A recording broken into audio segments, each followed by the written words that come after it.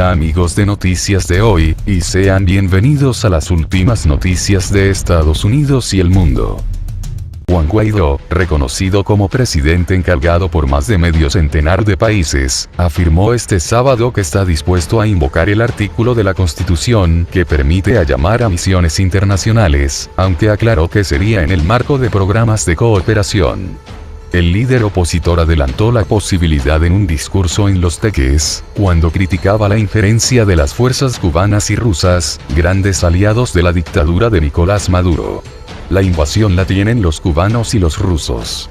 Nosotros lo que queremos es cooperación, y claro que vamos a convocar el artículo 187, sostuvo. ¿Qué tenemos que hacer? Comunicar, organizarnos. Y cuando dicen por aquí no es así, es cooperación. Es cooperación. La intención la tienen los cubanos y la tienen los rusos. Nosotros queremos es cooperación. Y claro que vamos a invocar 187. Claro que vamos a hacer. Claro que sí.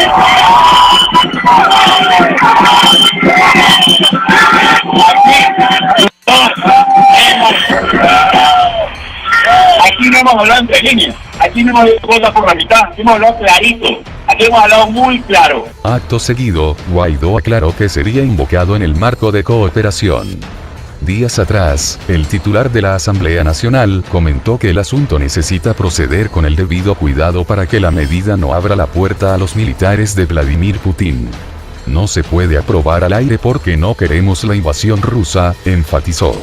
Algunos sectores de la oposición han llamado en los últimos días a invocar el artículo 187.11 de la Constitución que faculta para emplear misiones militares venezolanas en el exterior o extranjeras en el país.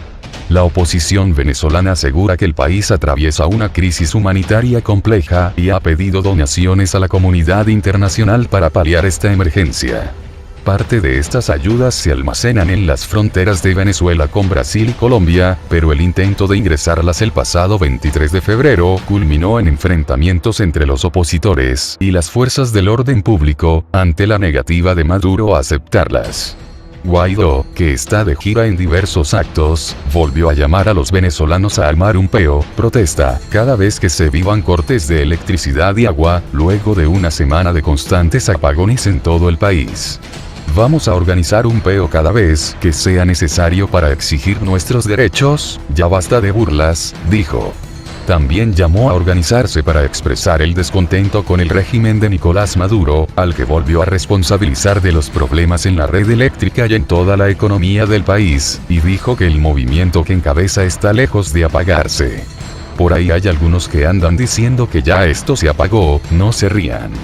Lo único que se apagó es un régimen que dejó a oscuras las calles del país, afirmó. Guaidó dijo que hoy hay en todo el país cientos de puntos exigiendo sus derechos, en alusión a pequeñas concentraciones de opositores en diferentes lugares con el fin de coordinar acciones. Aquí no estamos pidiendo paciencia, todo lo contrario, estamos pidiendo organización y acciones ya, afirmó. Las concentraciones de los grupos opositores se producen de manera simultánea a una marcha del chavismo que ha comenzado a movilizarse por Caracas. Venezuela atraviesa una profunda crisis política que se agudizó después de que Maduro jurara en enero pasado un nuevo mandato que no reconocen la oposición y parte de la comunidad internacional y, en respuesta, Guaidó proclamó un gobierno interino.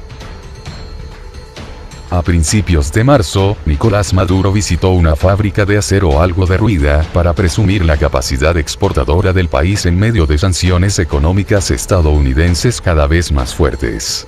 Nadie nos va a detener, dijo, al lado de la primera dama Cilia Flores, mientras observaban una cinta transportadora de briquetas de acero en el complejo siderúrgico de Guayana, Consigua. Estamos en tiempo de la victoria. Nuestra mayor victoria es llevar adelante la producción económica de todas las empresas. 2 días después, el complejo dejó de operar. Fue paralizado por el apagón nacional que duró casi 5 días y devastó lo que quedaba de las industrias básicas venezolanas. El apagón, junto con nuevas sanciones estadounidenses contra el crítico sector petrolero de Venezuela, han empujado el país aún más hacia un colapso económico total. Los ciudadanos menos desfavorecidos de Venezuela han utilizado sus ahorros en dólares para comprar generadores portátiles, importar alimentos no perecederos y conseguir descanso y comida en hoteles o churrasquerías. Para los más desfavorecidos hubo cierta señal de alivio el viernes 29 de marzo, cuando la Cruz Roja anunció que pronto realizará una campaña de ayuda de emergencia en Venezuela. Sin embargo, para muchas personas el único paliativo a las crecientes adversidades es la esperanza de que las condiciones propicien la salida de Maduro. Por el apagón de inicios de marzo, el Producto Interno Bruto de Venezuela perdió $1.000 millones, alrededor de 1% del PIB, según el banco de inversiones Torino Capital. Dejó a su paso más de 500 negocios saqueados, fallecieron al menos 40 pacientes hospitalizados y media decena de fábricas cerró sus puertas. La producción petrolera equivalente al total de un estado petrolero pequeño, como Brunei, se perdió de forma irrecuperable por el daño que causó a los campos petrolíferos el corte repentino de la electricidad, de acuerdo con la consultora IB Latinoamérica. Y el apagón sucedió después de que se anunciaran sanciones en contra de cualquier compra de petróleo venezolano desde Estados Unidos, emitidas en enero y cuyo efecto se sumó al de años de malos manejos y de corrupción en esa industria durante las gestiones de Maduro y su fallecido antecesor, Hugo Chávez. Las sanciones hacen casi imposible para el gobierno comprar e importar las cosas que necesitan para dirigir el país, dijo Francisco Rodríguez, economista jefe de Torino Capital. Muchos simpatizantes de la oposición ven el pesar económico actual como un mal necesario para deshacerse de Maduro. Pero las sanciones también proveen para los partidarios del presidente un enemigo sustancioso al cual culpar por los males económicos. Pocos venezolanos dicen estar preparados en caso de que empeoren las condiciones, de por sí extremas, si Maduro sobrelleva el golpe de las nuevas sanciones, cuyos efectos apenas empiezan a sentirse entre los venezolanos de a pie.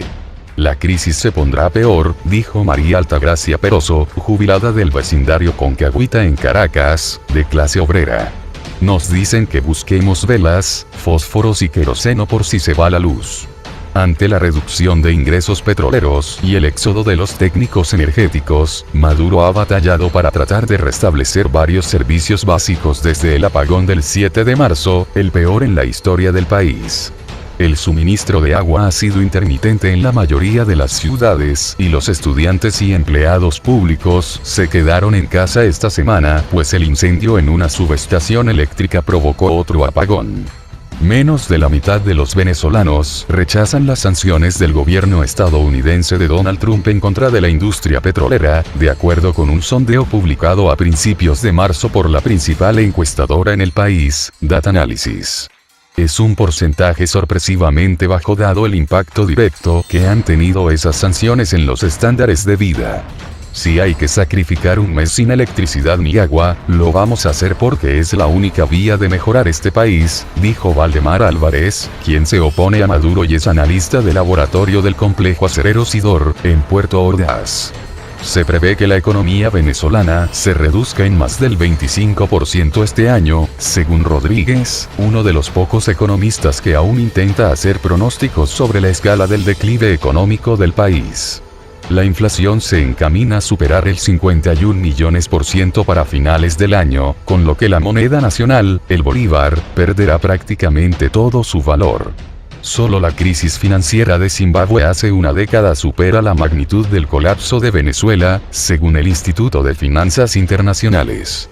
La producción de crudo en Venezuela, de la cual el país obtenía antes más del 90% de sus ingresos en efectivo, cayó en 13% durante febrero, la peor baja en una década, de acuerdo con la OPEP. Febrero fue el primer mes después de la imposición de las sanciones del Departamento del Tesoro estadounidense, que prohibieron a las empresas con sede en Estados Unidos hacer negocio alguno con Petróleos de Venezuela, S.A. o Visa. Desde entonces el derrumbe solo se ha agravado. Con las sanciones, cortes eléctricos y la creciente fuga de cerebros, se perdería el 60% de la producción petrolera venezolana tan solo este año, según consultores de IBU. Los analistas de esa empresa calculan que la producción del país bajará de 1,36 millones de barriles diarios, la cifra de febrero, a 550.000 barriles al día para diciembre. Eso pondría a la alguna vez potencia petrolera en el rango de producción de un país pequeño como Ecuador. Estados Unidos, alguna vez el principal cliente de PDVSA, no compró nada de crudo venezolano en marzo por primera vez desde los años 70, según el Departamento de Energía. Y eso que la prohibición no entra oficialmente en vigor hasta abril. Maduro ha tenido problemas para reorientar las exportaciones a otros compradores. PDVSA consideraba a India como el mejor sustituto, pero el país asiático redujo sus compras de petróleo venezolano en marzo por las presiones ejercidas desde Estados Unidos. Empresas petroleras como la rusa Lukoil, otra figura, con sede en Suiza, dejaron de suministrar a Venezuela los productos petroleros que necesita PDVSA para mantener sus operaciones. Las sanciones entonces han acelerado el ciclo económico vicioso de Venezuela, en el que la reducción de las exportaciones de petróleo deja a Maduro con menos fondos para invertir en los servicios básicos. Eso, en tanto, reduce aún más la producción petrolera, dijo Siobhan Morden, estratega para mercados emergentes del Banco de Inversiones Nomura, con sede en Nueva York. Este efecto multiplicador de la retroalimentación es muy poderoso y afecta a casi todos en Venezuela, explicó Morden. El impacto será gravísimo. Las sanciones han dificultado que el gobierno pueda importar el diésel necesario para hacer correr las plantas termoeléctricas. Las refinerías en ruinas de PDVSA, que alguna vez fueron de las más grandes del mundo, desde hace tiempo dejaron de ser suficientes para surtir las cantidades necesarias de combustible y diésel a nivel nacional.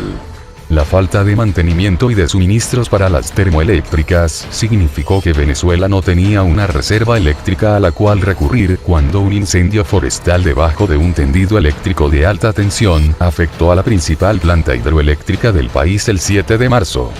Para cuando regresó la luz, industrias enteras en Venezuela ya no existían. El apagón eliminó los últimos remanentes de las producciones siderúrgica, de aluminio y de hierro, a las que Maduro había señalado como alternativas al petróleo para la generación de ingresos. Más de 10.000 trabajadores se habían estado reportando para sus turnos en fábricas y plantas moribundas con el fin de conseguir la alimentación gratuita de los comedores, para muchos la vía principal de conseguir comida. La hiperinflación ha diezmado de tal manera sus salarios que apenas rondan unos cuantos dólares por mes. Es como trabajar estando en coma, dijo Rona Figueredo, líder sindical de la planta briquetera del Orinoco, en Puerto Ordaz, que suspendió su cadena de producción durante el apagón. Por lo menos media decena de otras plantas estatales de metales han dejado de operar después del apagón, incluidas Sidor, las productoras de aluminio Alcasa y Benalum y 3 fundidoras de acero, de acuerdo con los trabajadores. La falta de electricidad fue el último clavo en el ataúd de industrias que habían estado operando en mínimos tras años de malos manejos, dijo Damián Prat, activista laboral en Puerto Ordaz desde hace años y autor de un libro sobre las industrias básicas de Venezuela. El gobierno de Maduro ha culpado por los problemas eléctricos a lo que llama sabotaje dirigido desde Estados Unidos, sin dar evidencia de ello. Los funcionarios también dicen que las industrias pesadas controladas por el Estado han mantenido su producción sin importar el apagón.